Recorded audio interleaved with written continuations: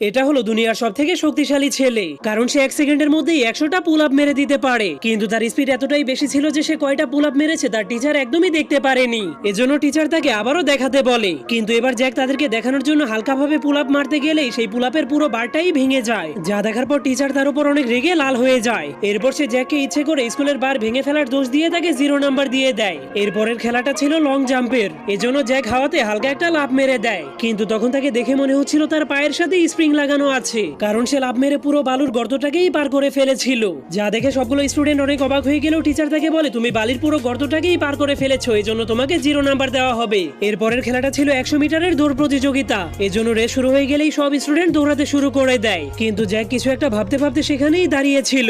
কিন্তু তার হুঁশ ফিরে আসলেই সে এমন জোরে একটা লাফ মারে যে সে সোজা হাওয়াতে উড়ে যায়। কিন্তু সে নিচে নেমে আসলেই সবাই দেখতে পায় যেখান থেকে সে দৌড় শুরু করেছিল সেখানে অনেক বড় একটা গর্ত হয়ে গিয়েছে, যা দেখে মনে হচ্ছিল সেখানে একটা উল্কাপিণ্ড